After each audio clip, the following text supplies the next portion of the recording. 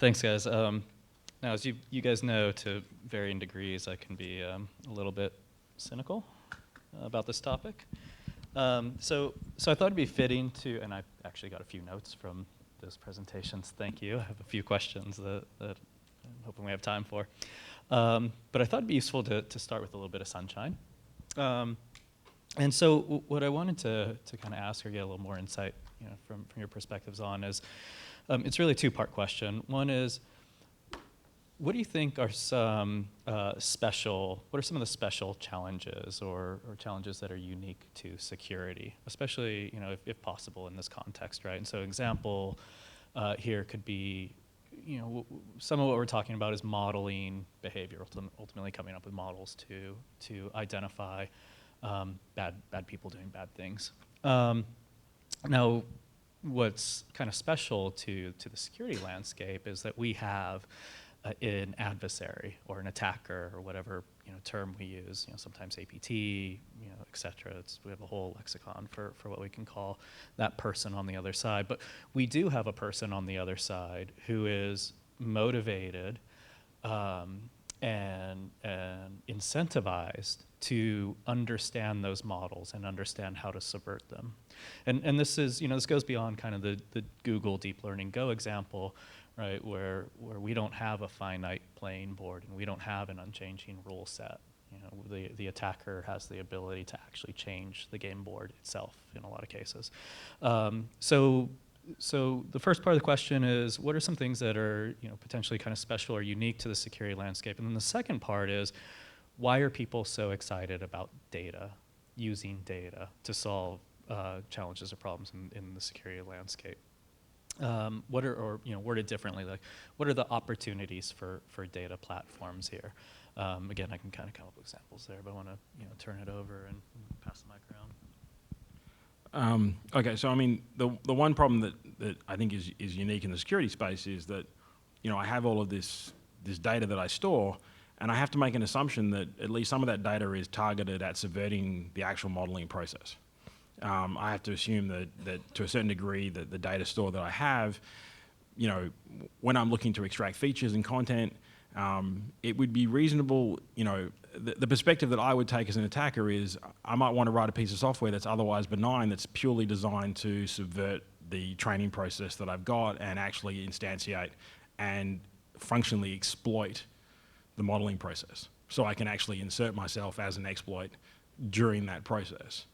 Now, I mean, that sound like extreme paranoia, but I mean, it doesn't take me long to think of it, and I assume that an attacker would take a very similar perspective. And the problem with security is that most of the time when you start talking to someone and you do feel like they're verging on the paranoid, it's usually a fairly reasonable assumption that someone else has thought of it and probably going to try it.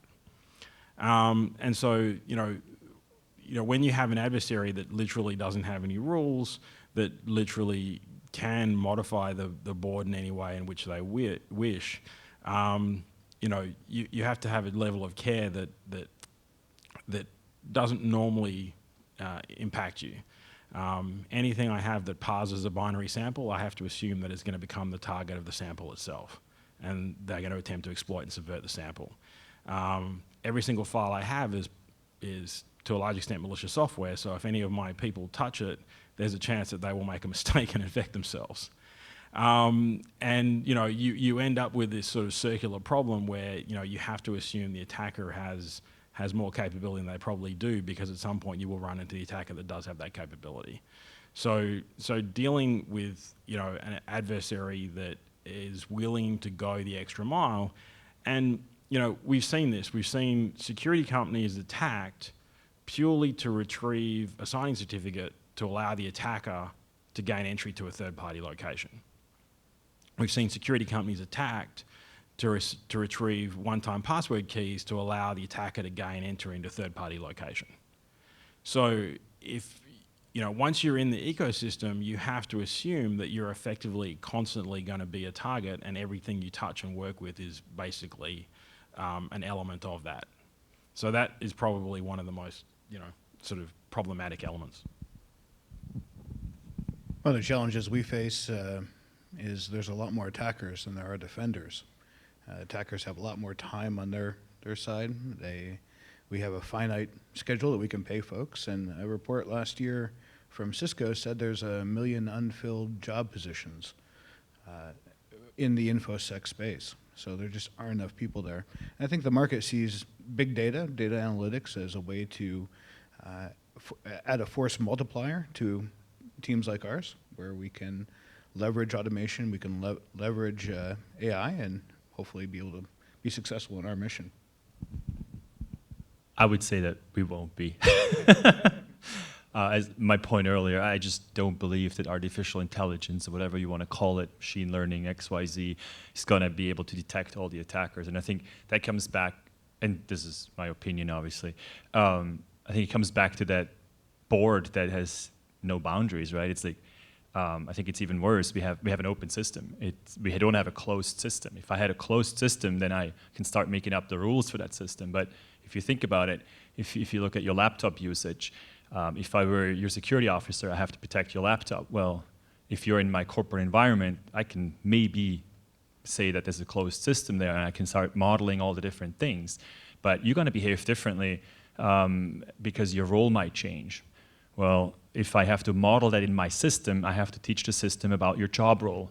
Now, how do I do that? Well, I have to figure out what the different roles are and how they behave. And whenever the role is changing, I need to hook into the HR system to actually know that your role has changed, if the system even recorded that. And then I see yet another anomaly, and you're trying to take your laptop out to this conference, you're hooking up to this wireless network here.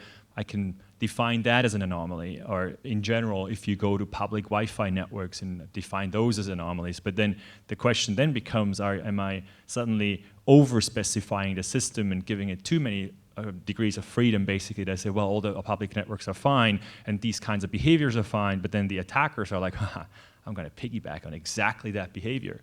So that is, I think that's one of the big challenges, and I think that's what makes it so much fun also to be in this space, because you think you have it solved, and then it's suddenly the attackers are doing something. We're like, oh my God, I've never thought of that. It's so brilliant, right? If you just take the example, if you look at data and you see a failed login, in certain cases, it's absolutely normal. How many times do you mistype your password? I do it all the time. I think my password is just too long. But then in a different context, that failed login actually means something very different. Someone is actually after my stuff at that point. So I think that's some of the challenges. Now, I also wonder, like you were saying, that data seems to be the hot thing. Why is everybody so interested in big data and data? I think, well, if I look from my perspective, that is giving me, the first time now, I have a way to actually see or understand what's happening. Through data, I can start explaining what's going on. I would argue, I don't even want to know, or I don't even want to see it. I think we need to get back out of the data and do better prevention, sort of like I showed, right? It's like, I don't want to be in the whole loop. I just want to have the enforcement in the end. And how do we get there? Well, I think only through getting better at looking at the data, we can then go in and actually do the preventions. Yeah, that's just a couple thoughts. Does anybody want to add anything else?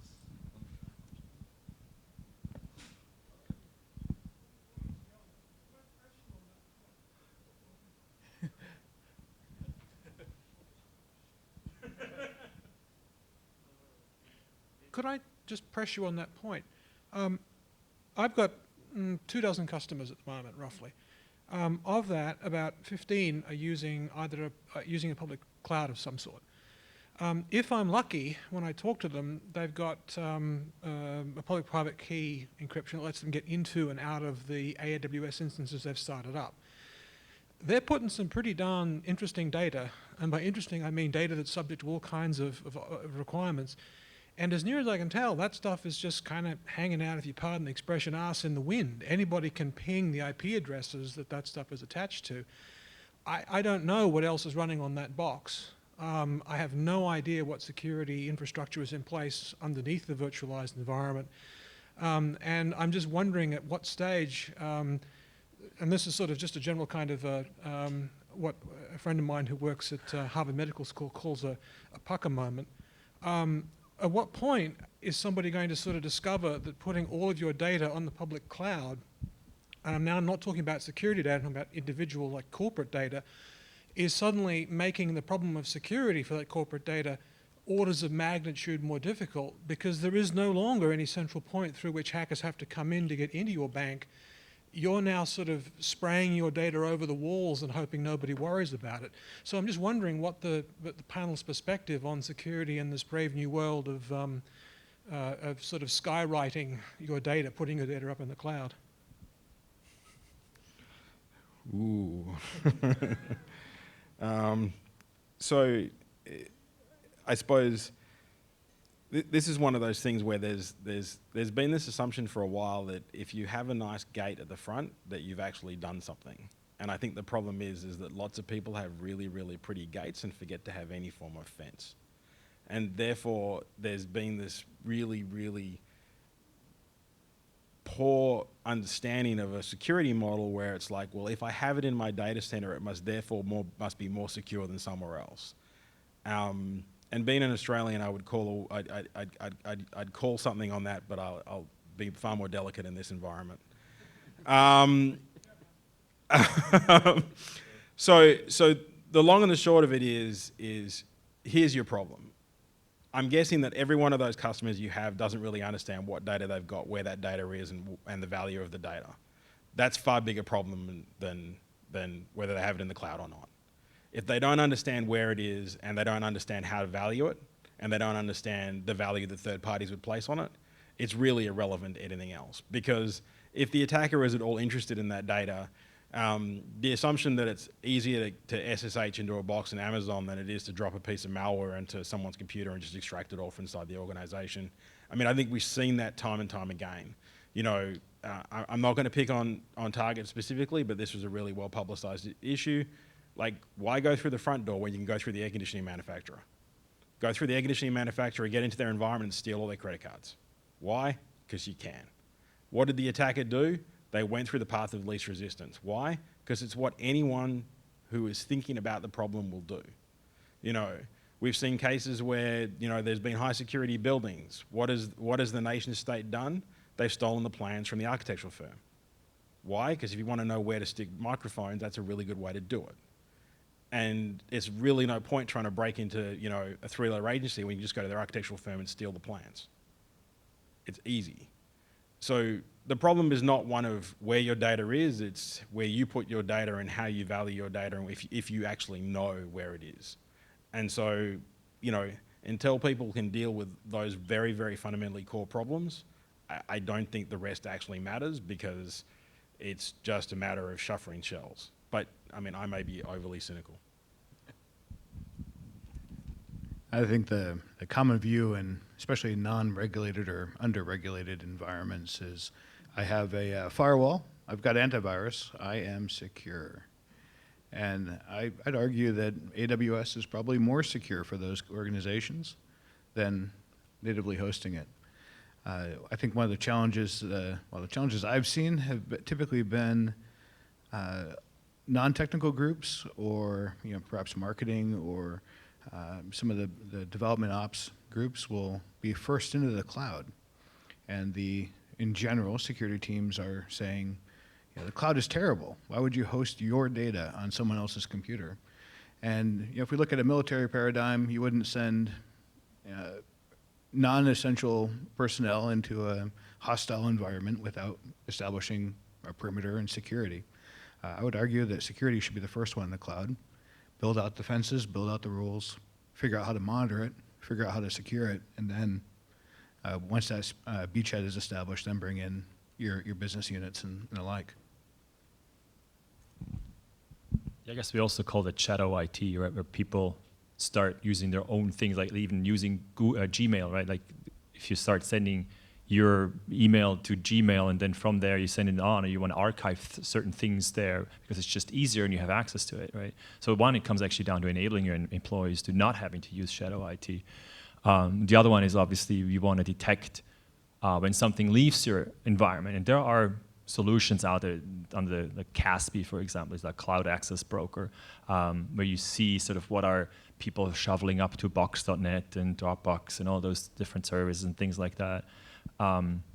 but then, as you two were also saying, right, it's not necessarily even true that the cloud is less secure. I would actually argue because of the way you hopefully are using the cloud is you're actually defining sort of your images, and it's not like you have a computer running and then you go and patch that thing one after the other and you forget patches. It's like you define how a machine looks and you push that out, and then if that's not the latest versions anymore, hopefully your automation just sets up a new machine and moves that stuff over. So the whole DevOps thing and the DevSecOps stuff is actually helping a lot. But I would actually ask you, like, how do you deal with that in the bank? Like, I'm sure people are storing data in all kinds of places. How do you prevent that? No comment. Okay. In a previous life, IT security was typically the Department of No. So, no, you can't do that. And then we'd all of a sudden find out that, hey, here's a marketing site running on AWS with WordPress from 2 years ago, and it's been owned 6 ways till Sunday. So, yeah, it's definitely a challenge. I've been championing moving forward with security, being the spearhead on that, because I think if we can understand how to secure it, if we can understand the native tools to monitor, Amazon has some great facilities for monitoring change management within the AWS instance. So that can certainly help from a security perspective, but also from avoiding surprise Amazon bills. Did that answer your question?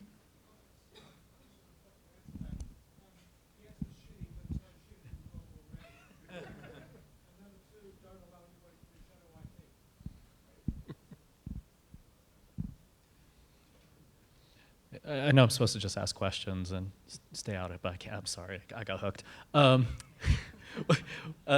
thing to add to what everybody's saying too is, people in here, I'm sure most people in here are familiar with the term phishing, right? You get an email sent to you and they're trying to trick you into doing something. And then there's the next step of that, which is spear phishing. And so when you see real, like, nation state level kind of espionage, and it doesn't have to be nation state espionage, we can say espionage of any kind. Corporate espionage is, I think, far more prevalent than most people are aware of. When you see that type of behavior, a spear phishing attack is 1 to maybe half dozen people in an organization are targeted and receive that phishing message. And so when we're talking about organizations of 100,000 plus people, the attacker, the person sending that email, has done their homework. They know what they want, and they know what kind of information they want, and they know who has access to that. And so in those types of cases, we've seen what we call, when you go work the case after it's been discovered, we call them smash and grab, where an attacker comes in, compromises the one right person, and there's no lateral movement. They don't go to servers, they don't go anywhere else. They take what's on that laptop in the email spools or whatever the case is, the files that are there, and they pull it off. And so the way this ties in, and back to your question, talking about data going up to the cloud, if you talk to your customers and ask them what type of data do you have and what is most at risk, if they even can look you in the eye and attempt to answer that question, where are they going to point? They're going to point at the cloud. They're going to point at this. And that's great, because yes, that data is there. But I really wanted to kind of illuminate that yeah, this problem is, I think what you were asking about is how do we prevent. And the data is so strewn in so many places that asking about prevention is for the state of affairs right now, 20 steps ahead of where we're at. So anyways, sorry, you're up. Yeah. Advanced persistent threats are arguably the crown jewels, assuming you have either crown or jewels to protect against. In this room, I think most of us would like to believe that the data will set you free. I'd be interested to hear of specific examples of APTs that you've seen in the wild, and what data do you wish you had that could have given you some intelligence to that threat? Yeah, whatever term you use, whether you use the advanced persistent threat term, which is a little bit of a, I don't know, like a marketing whipping boy, but the reality of it is, as Gary says, you think of an attacker, okay, so the 4 of us decide that we really like information in your organization.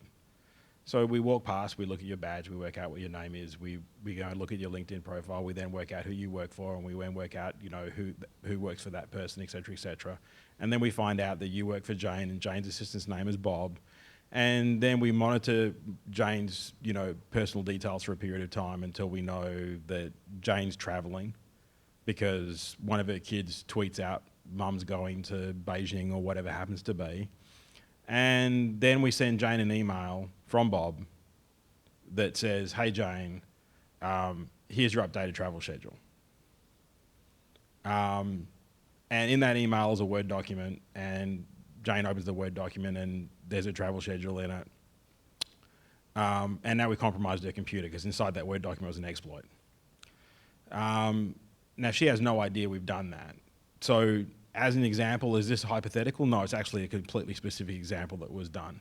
Now in this particular case, the line that I was given from Jane was, "I never opened the document because the email from Bob was too polite." And that's how Jane realized she was being spearphished. But this was a really, really carefully crafted attack, and Jane was not the only target of the attack. There were other people in the organization, and the attack was successful. And what you're effectively dealing with here is what are the elements of the attack? Well, the elements of the attack are careful reconnaissance, careful construction of the attack, and then willingness to spend extremely large amounts of time moving laterally. I mean, you do get smash and grabs, but I think, unless Gary disagrees, I think that is a rarity. A smash and grab is something that you might do on a very, very targeted case because a particular person's working on a particular formulation or a particular M&A or something like that, where you'll do a smash and grab on that individual. And again, I may not do the smash and grab on that individual because I know that individual's got an assistant, and the assistant has probably got that individual's email or is copied on the individual's email. So why target the individual? Target the individual's assistant. And so the elements, unfortunately, as Gary says, these are actually far more common than are necessarily discussed. In most cases, if the information doesn't contain any PII, there is no obligation to disclose or anything like that. And so the constructions of the attack are fairly well, formulated, and from a information ahead of time, I think it becomes an element of you go back to the data in storage, data in motion, data at rest problem. If you control the data better, then the fruits of the attack would be less fruitful.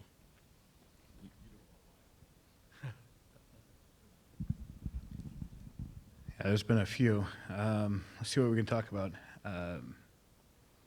One that was rather entertaining for me, I guess, was a particular nation was targeting energy sector corporations.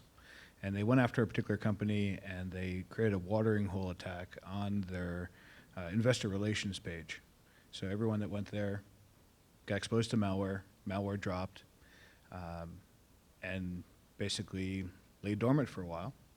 It came to life at one point, and then began scanning the local area network. Now, with a lot of security architectures, you have the main intersections, or the routers, or inter VLAN connection points, where you have your IDS sensors, your full packet captures, your security magnifying glasses looking at the traffic. But intra-zone, within that zone, within that local network, there's almost no security monitoring apparatus in place. So I would love to have something either on the endpoint doing full packet capture on that host, or something at the layer 2 switch level that could have helped us identify that.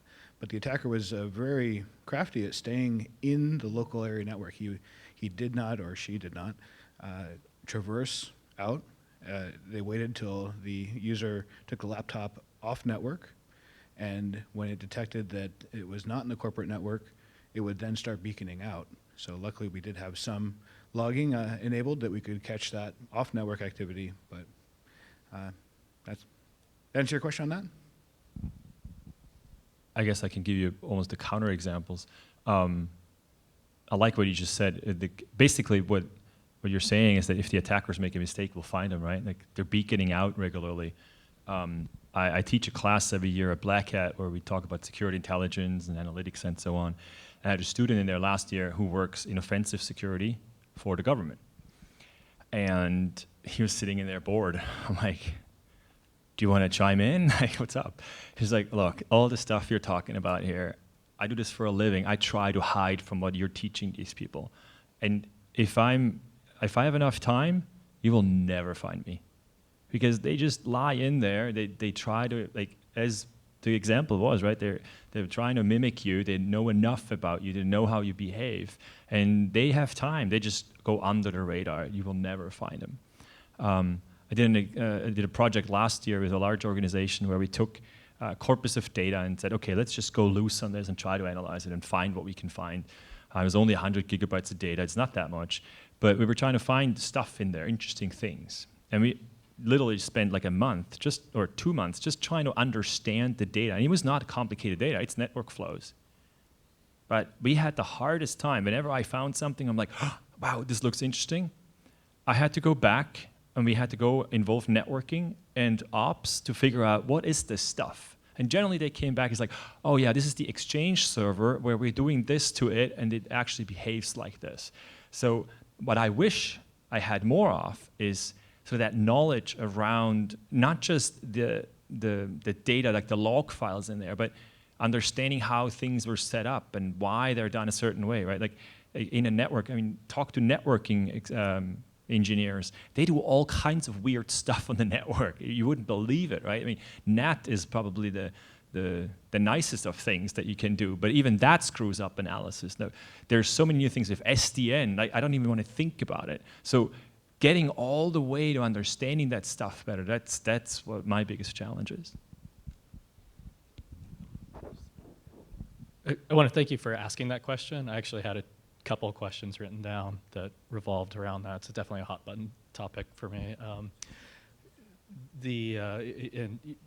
you're asking about data speaking for itself, right? And what was great, so Luke, who comes from the financial industry, and I think the financial industry does a fantastic job of information sharing amongst itself when it comes to tools, tactics, and procedures for the security professional to do better, sharing intelligence, et cetera. And Luke made the statement that, or kind of it referred to the fact that when you get APTs in an environment, they're really good at not setting off the sensors, right? And the question I think would be worth exploring if we have time later. We'll go to audience questions, but around that is, if we have advanced adversaries that are good at not setting off the sensors, what is the impact on the data science that's being done on that data, first of all? And secondly, kind of the question around that was, is data science fulfilling? And I think this is what you were asking, is data science fulfilling the promise of identifying then what we haven't traditionally had the ability to see before? And I can tell you I'm a little cynical on that one, but we'll see if we can wrap that back in before the end there. So thank you. Hi guys, really good discussion. I used to, in another life, I was at Lawrence Livermore, so I've seen some juicy things as well. And sort of when we have discussions like this, I'm left with the feeling that it's completely, asymmetric warfare. In other words, you have a bank, but you're up against the Chinese or the Russians or the Israelis or, your favorite bad guy of the day. So why is it reasonable for us to think you'll be successful in that conflict? Okay, firstly, if they were shooting missiles at you, right, the Department of Defense would step in and, take action. So, is it time to sort of flip the paradigm on its head and say, we all have to get together on this, right? If you make the bank safe, but the high school has a compromised website where the CEO of the bank's kids go to school, you're still screwed, right? And so, like the metaphor I have in my mind is seatbelts in cars, right? It's sort of like one way to think about what you guys are saying is we've all built the safest car that we know how to build, but people still get killed in car accidents, right? So as a society, we said, well, there's certain safety standards. We all have to have seatbelts in cars. If you don't wear your seatbelt, you get a ticket. Is it time to think about cross-industry, cross-tech standards, that we hold people accountable to so that we have a secure infrastructure? Yeah, I'm not talking about government regulation, but, you know, because in the end, we're all going to lose, right? Well, I'm talking about, you know, market pressures or what have you, right? How do you guys think about this idea? I mean, I think market pressures are far more interesting than any form of government regulation. And I think the part of the problem is, you know, for all the brickbats one may throw, the Bill Gates Trustworthy Computing memo did help change the culture at Microsoft. And I mean, if you haven't read it, you can go Google Trustworthy Computing memo from Bill Gates. It's a pretty iconic piece of writing where he basically sits down and says, you know, this is all nice, I'm glad we're selling lots of stuff, I'm glad we're making lots of money, but unless we can actually fundamentally have our customers trust what we supply them, we're going to die. And I think that's probably the mind shift that we need to have, you know, across this space. Now that doesn't make Microsoft invulnerable, but you can actually materially see a substantial reduction in the exploitable vulnerabilities in Microsoft code over time. Especially if, you know, Microsoft is buying switches that turn out not to be, you know, Cisco switches, right? I mean, agreed. And then so then you have supply chain problems and you have other things. But I think if you go back to, yes, we had vehicles where the primary purpose of the vehicle was attractiveness and getting from A to B. And at some point we managed to shift people to actually make a decision and be highly proud of the fact that the vehicle was the safest on the road. You know, one of the great bits of press that Tesla received was its ability to receive, you know, a 7-star crash rating. Okay, all of Tesla's other technology aside, that was still something that the market valued immensely. And until the market values this with an equivalent level of concern, then you're going to continue to have this problem. And right, and I just sort of see this forum as talking about all the horrible car accidents we've had, you know, not actually pushing it forward. I mean, right? That can always be the risk with any form of security discussion. You know, I mean, I strongly dislike you know, the world is ending, throw up your hands, because I think it's absolutely bullshit. It's not. We can totally do much, much better. And honestly, the barrier to doing better is just all of us making the decision to do better. It's not that hard. It's just make that decision and go and do it. And you know, when we're dealing with data, we treat data with due respect. We don't go, oh look, I'm just going to stick it on this USB key because it's convenient. No, I'm not going to do that. It's a very easy decision to make. I'm not going to store this data unencrypted. I'm not going to make any number of very poor decisions that I could make because it's convenient to myself. And again, it is a mindset shift that we have to make and that everyone has to make. Interestingly enough, I think that you know, the prevalence of security within broader discussions, such as this one here, is the starting point for us making that mindset shift. We have to have these discussions, and sometimes, you know, part of it is, as security people, we do go back to oh look, let me tell you a story, because as I said at the start, you know, I've had the discussion with the agribusiness guys. Why would someone steal our data? You have to have that discussion that says, every one of you has something worth stealing. You may not realize it, and that's the problem. The problem is not your ability to understand the data. The problem is the innovative behavior of your opponent to monetize your data. And they're very, very innovative. And if they can't work out how to monetize your data, they'll just encrypt all your data and make you pay them. Right, so I'm not going to take any more time, and I appreciate everything you're saying. What I'm also saying is, you know, what will the people in this room do differently based upon any story we told them, you know, in the last hour and a half, right? And maybe that's the question. And, you know, we have to get to the point where people change their behavior. I totally agree with you. Don't take the easy road, you know, suffer a little inconvenience, put the seatbelt on, and, you know, we're all better off, right? Okay, I'll yield. I didn't want the microphone; they just gave it to me. No, maybe I don't know. I don't think I have an answer for you. It's a hard question you're asking, but I think we have standards. There are standards out there. There are guidelines. There's NIST out there that puts guidelines out. We have different regulations that like in the different payment card industry. They're trying to enforce things. The problem is, it's hard to come up with compliance guidelines that are actually making you more secure. In the security community, we always talk about compliance is not security. And people are like, oh, we are compliant. Well, it doesn't mean you're secure. But we have to fill a gap there. But one of the things that maybe is in the right direction, and actually pointed me when you talked about Microsoft, there's something that starts coming up more and more out there, which is bug bounties. I'm not sure if you've heard of this, but there's entire companies that are facilitating this now. Most of the large organizations today have a bug bounty where they actually want you to hack their software and tell them about the problems you find. So if you find vulnerabilities, they want you to report them. They even pay you for them.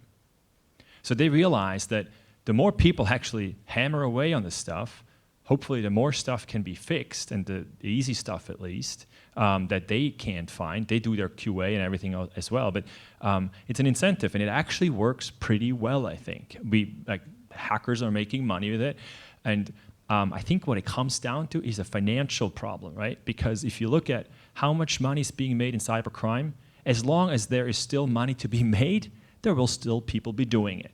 If we take the money away from them and make sure that they can't monetize anymore, then we're good, right? And I think actually bug bounties help a little bit in that inequality. It's just a thought. And one last comment on that, we are seeing definitely a ratcheting of regulations and requirements from the FFIEC, FDIC, as well as FTC coming down. So there's definitely a lot of ratcheting there. But it's also, the problem isn't so much of we have a bad actor and good actors. Really, anyone could be a bad actor. So it's more of a counterinsurgency problem, where we have to worry about the needs of the business, and we have to trust our users, but at the same time, any one of the users that we trust could have been compromised, or at least their assets are compromised, or their access, and then able to attack us from within. So it's not an easy problem to solve. Regulations will help, but I think as Glenn pointed out, we got to get the people on board as well. And I like the question, okay, where's the rubber meet the road? What do we do, right? When this is over in slightly over 5 minutes and we all leave, what next? And it's fair, and I think that it's fair to say everybody up here has actually the same frustration with trying to answer that question. I mean, so the reality is, and to start an honest conversation around this is, when we look at the metrics around breaches, when we look at statements being released by the FBI, with numbers and metrics around how much worse things are getting, what is clear is we don't have an answer to that. What? Yeah, I mean, we have lots of answers, right? And we have a lot of confusion, and I think that the confusion doesn't just come from the answers themselves and how many there are and what we need to select from, but I think there's some really actually fundamental issues that people are confused on. And we've even made kind of analogies, and I make analogies to the military and attacks and the war and blah blah blah. But the reality is they don't actually apply very well here, because when you have battles, there's a purpose for the battle. There's an end state. One side is going to win and exert its intention on the other side. That's the end state of any battle, any war, right? We don't have that. We've never seen anything that hints like we're even going in that direction. So we do take, I think, lessons from other areas and try to apply them here, because we haven't had anything, a situation quite like this one, and we're doing our best. But we're still, it takes these types of conversations with experts like this, where we talk about the challenges we're running into and the types of users of these systems and the types of data we have available. And yeah, there's a lot of questions that remain around these things. And hopefully there's people in here hearing that and coming up with ideas, for sure. Sorry. I think there's actually a lot of things that we can do, which we haven't been talking about. Some of them inside the field and some of them outside the field. So if it's okay, I'll just suggest a few now that we're getting to the end. The first is we shouldn't be gathering data that we don't need. There's this belief that if somebody gathers enough data about me, they're going to be able to sell me lemon-scented tampons. And that's probably not a very good idea, that you can just gather an exponentially increasing amount of data about me to sell me something that I don't need. That data has a declining marginal value of utility to you, right? Knowing my sex tells you something about what clothes I might buy. Knowing my height and weight tell you something. The more data you gather, the less effect that each additional piece of data has. And yet, as one of you said, that data may actually be more valuable to a bad actor. If you're gathering data that has a small value to you and a big value to the bad actors, maybe that's data that you shouldn't be gathering. And that is something that is under our control broadly. Of course, the marketing side doesn't always see that, but it's true. There's data that we shouldn't be storing. Second thing is that there's stuff outside the field we can do. For example, most of you have heard about ransomware and it being paid in bitcoins. I'm not an expert on bitcoins, but my understanding is it's a number. Publish the number. If you get hit with ransomware, publish that number, and anybody who's a good actor can say, I'm not going to accept that Bitcoin. That's a poisoned Bitcoin. Now, that might still have some value among the black hats, but it reduces the value of that Bitcoin. Maybe that Bitcoin that used to be worth $1 is now only worth 50 cents because not everybody accepts it anymore. So there are some things that we can do in terms of being more selective about the data we choose and the ways that we use it.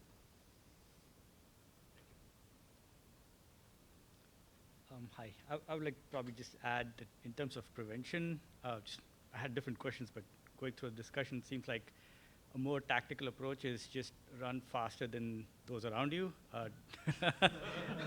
Because the bad guys have limited resources, they're not going to come after the fastest person, they're going to come after the slowest. Coming back to the questions I had, in terms of analytics and data science for security, what's your experience trying to make it work, especially data science experiments? It can run into months, if not at least weeks, versus security teams that are very tactical, incident-focused, or just breach-focused. So we're right at 3 o'clock, so we'll do a quick one. Can you start?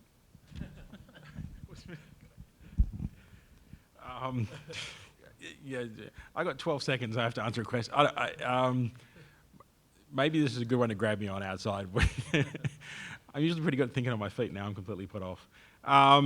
Look, I mean, I think on the, I don't think the running faster one helps you at all. I'm sorry to say. I think that's a lovely idea, but that really only works with bears. But on the data science piece and the analytics piece, I think that there are a substantial number of what I would phrase modern analysis techniques that have been applied to all sorts of problems, whether they be health sciences, biological sciences, high-frequency trading, financial services, et cetera, that lend themselves very well to various problems in the security space. So the question is, I'm not asking a question about techniques like supervised, unsupervised, but you have data science teams that typically take a long time to experiment with a given set of data, and that can run counter to how security teams typically work, which is very tactical. If you're doing an investigation, you probably have a few days at the most to wrap the whole thing up, versus a data science experiment can run for months before you have a model or something that actually works. So it's more about how do you balance those two types of personalities and But I mean, yeah, I suppose the bit that I was getting to was, you can apply these things. Some of them do take a lot of time, and some of them are just like anything else. When you're running a business, you have to make a degree of forward investment and a degree of tactical approach. And if you're not making the forward investment, you're constantly behind the 8 ball. So if your entire economic response is to just deal with the right now, then you're constantly on fire. So you have to always be willing to take a certain degree of your investment and push it out and be willing to wear the long pole in the tent to get a larger return later. That's the simple value from my perspective, which is, yes, you have to deal with tactical issues. But if you're not looking forward from the tactical that you're dealing with right now, you may as well give up because you're never going to get ahead. I don't think you can run the large-scale data science in real time, right? It's not happening. So you have to build out models that, kind of like in my loop, right? It's like you have to learn what's happening, and then you apply those things in real time. So there's just no way. I don't see how I can unify those two things, right? You learn the behaviors, the high-level things that are happening. Ideally, you learn the good and how it should be, and then you try to find the outliers in there. I think that's how I would look at it. Yeah, I think from a tactical perspective, you have to do your immediate response, but at the same time, the tremendous value from being able to go out and hunt and find the anomalies. You know, eliminate 80% of valid traffic. Look at the remaining 20. Of that 20, maybe 80% is within bounds of acceptance. Eliminate that. Now you have a small little section that you can really dive into and see what you can find for patterns and the like. But I think it's a split. So I do think there's a lot of good news there, right? I mean, and Luke showed the kill chain, right? There's reconnaissance, exploit, compromise, command and control, lateral movement, data exfiltration, et cetera, right? And so if you're going to be a bad person and you're going to do bad things, taking stuff, you have to do almost all those things, almost all the time, you know, in some way, shape, or form, right? So there is some static, static characteristics to, you know, the sort of the overall scope of what we're looking for. And in terms of what we're looking at, right, that playing board that changes, yes, it changes, but that playing board is really what technology has been adopted by the organization, right? So what technology is there that can be exploited? What technology is there that can be taken advantage of in various ways? And so, while yes, that does evolve, not always that rapidly, right? And so I do think that data science has an enormous opportunity, actually, in a variety of approaches, you know, to the problems that we're talking about here. So, thank you. Just one quick question, Raffael. Between supervised and unsupervised learning, do you have any insights into what works better? Because my experience has been there's very little in the supervised learning space that actually applies to security. We have very little training data, so any insights there would be nice. I'm sure everybody here has opinions on that. We'll say, you know, we've gone over a little bit here. If there's a break right now, we could continue answering, but not hold people hostage. Like, if you're ready to go, you know, please feel free to. If there's coffee out there, let me know. There's a session now. All right, we'll answer later. Yeah, that's actually a really good question for this space specifically, I think. All right. Thank you, everybody.